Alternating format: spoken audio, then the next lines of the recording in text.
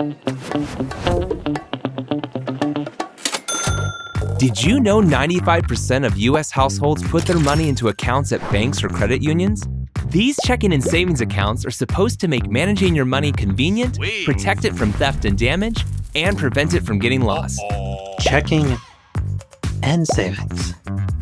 What's the difference? A checking account is a transactional account. This means you can deposit money into it and withdraw cash from it generally without any limitations. People use checking accounts to cover everyday expenses and purchases and to pay their bills.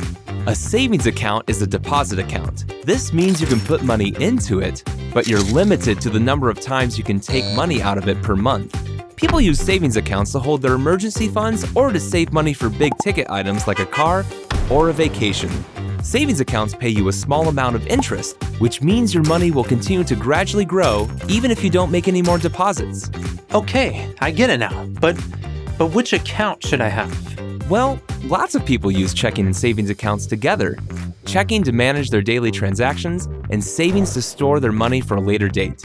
When you have both accounts, you can transfer money between them with just a few clicks of a mouse or swipes on an app.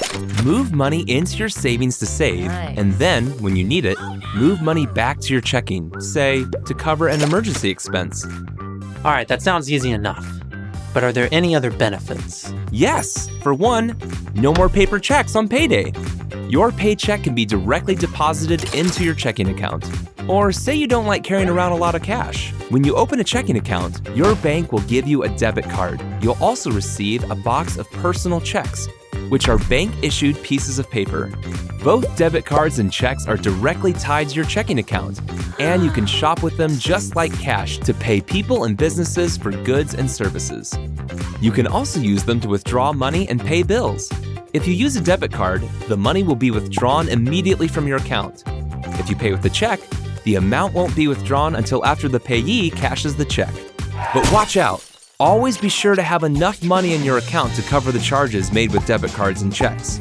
If there are insufficient funds in your account, the check or the charge will bounce, and you'll be subject to a non-sufficient funds fee. On the other hand, if your bank covers your insufficient funds and processes the payment, you will be charged an overdraft fee. Another awesome feature of some checking accounts is mobile check deposit. This tool can take care of that pile of checks you got for your birthday in just a few minutes. All you have to do is take pictures of them using the mobile check deposit feature in your banking app, and voila! Your money is in your account without ever stepping into a bank. That sounds convenient, but I'm broke. Is it free, possibly? Well, some accounts do have monthly maintenance fees. This is a small amount charged by banks to manage your accounts. Sometimes this fee can be avoided by maintaining a minimum balance.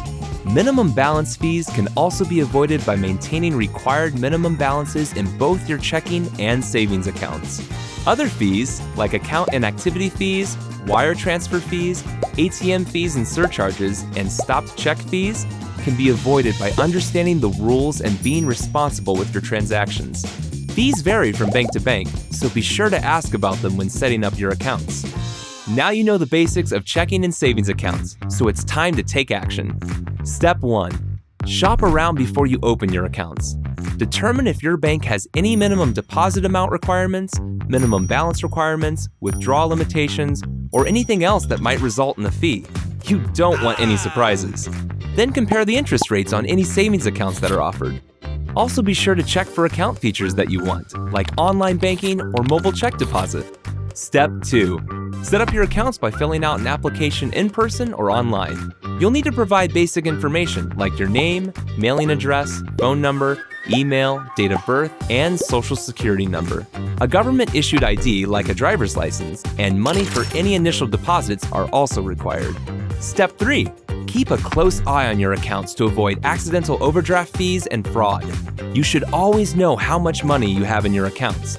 And if you see any activity that you don't recognize, contact your bank right away.